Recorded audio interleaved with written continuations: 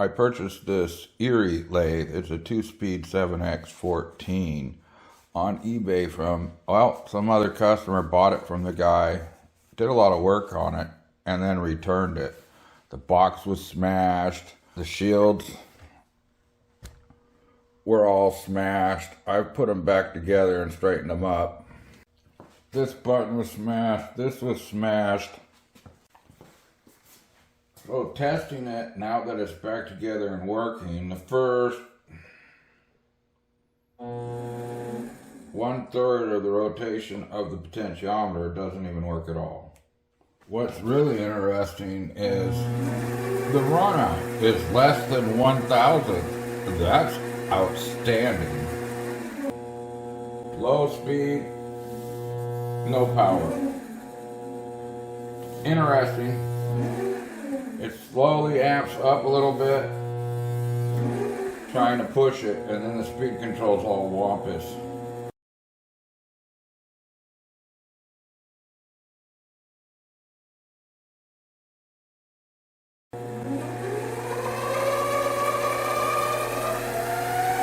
It has that typical howl, which is usually just the way the motor tensioner bolts are pressing against the motor, and you can eliminate that by just undoing the tensioner.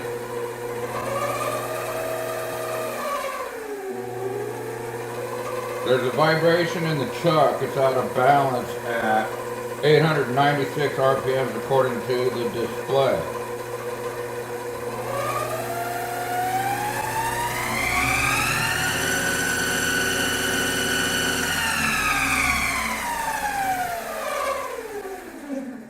Other than that, it seems okay. There is a shutdown for the chuck seal. Keyway in to turn it off. Actually works through the magnetic switch. It's broken as well. It was smashed as well. This kit came with the lathe. I'll check and see if they line up. Notice they've been used already because they show set screw marks. With only about a 1/2,000th of run out, I had to mark. These were all marked 1, 2, and 3, but the previous owner did not. So I've marked them so these will go back in the same spot. I'm going to switch over to the other ones. Okay, we'll see if we can get any kind. There's no locks or anything on this, but let's see.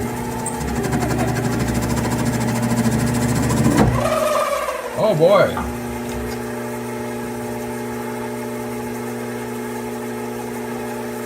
Try that again. Wait. Now we know why the guy turned it back. It's got no power. That's supposed to be 750 RPMs on the spindle. So the cutter is like a 1/4 to 1/2 inch below the center line. We're going to see if we can fix that. This was cutting too low, so we put a spacer in here. We almost achieved dead center on the stock. This would start turning even with this as tight as I could make it by hand. When I tried to tighten this up a little more, it broke off. So what we did is I drilled this out and fit it to a grade 12 M8 long bolt. It'll work. It'll lock it in place. Every time I tried to cut, this was jerking back like that, even though I was holding the wheel. I made this lock. It basically sits in here and turns and pulls up tight. If you're not going to use it, pulls up tight like this. If you're not going to use it, pull it up tight like this, up against this so it doesn't bump into things on lead screw functions. This hole had to be drilled out. It's an M6. I just made a little piece of aluminum. We'll see how it works.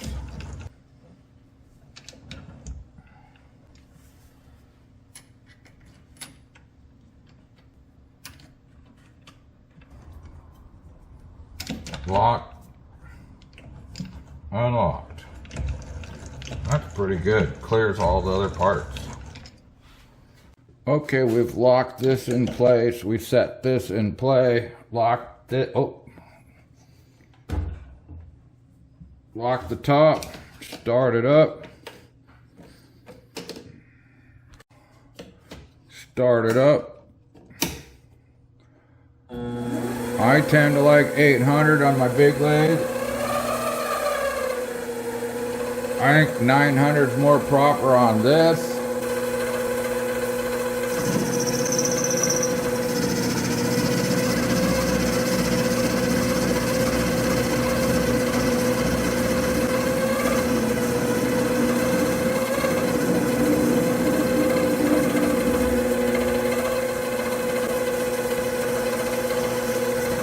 You can't quite see it, but it's slightly off center. I'm not going to fix that.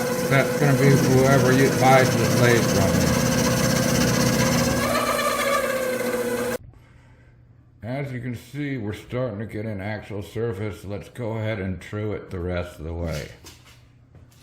Pay close attention and listen, because this is what you're going to be dealing with. We're going to show you what it works with a new motor. We're going to put a better motor on it and show you the difference.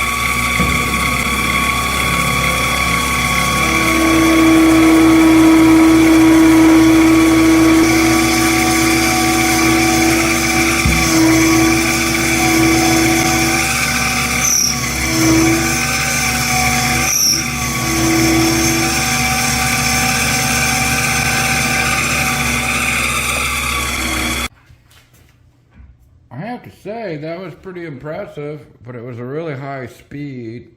It doesn't perform well at low speeds. They're still kind of rough on here.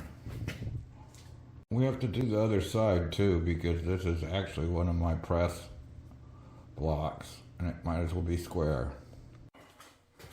So I switched it over to probably the low gear range, and now I know why the guy sent it back. Listen.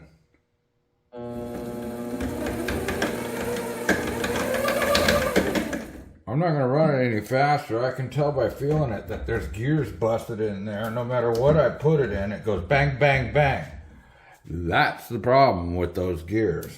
Probably plastic.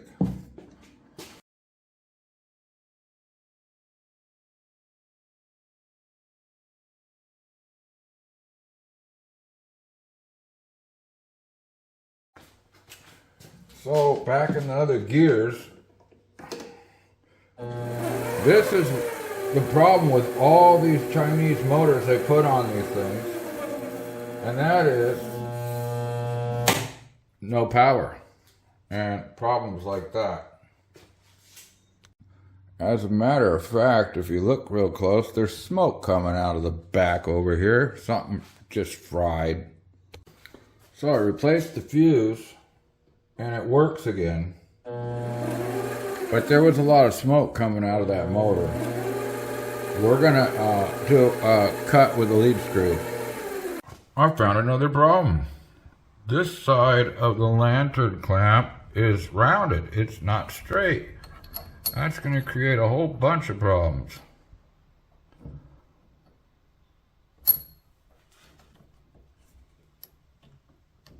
See it? That's got to be filed flush or it's not going to work.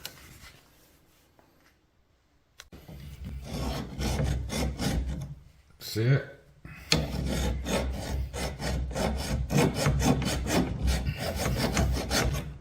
Until you get a nice flush fit, that should all be smooth.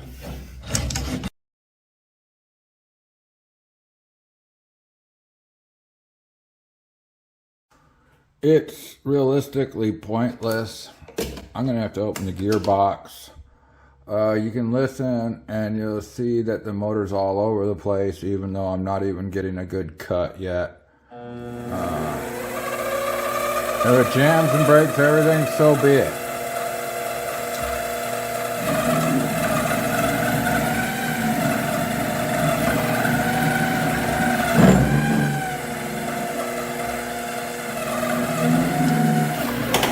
Hear the gears? Hear the motor speeding up, slowing down? That ain't no good. Let's engage the lead screw and see what happens. Okay, here we go.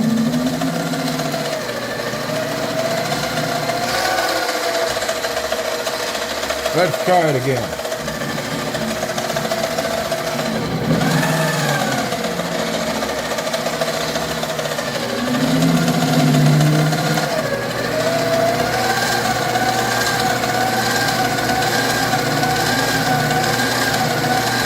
So the chatter you hear is the gears, and the speed going up and down is the piece of junk motor, and I can even smell it smoking.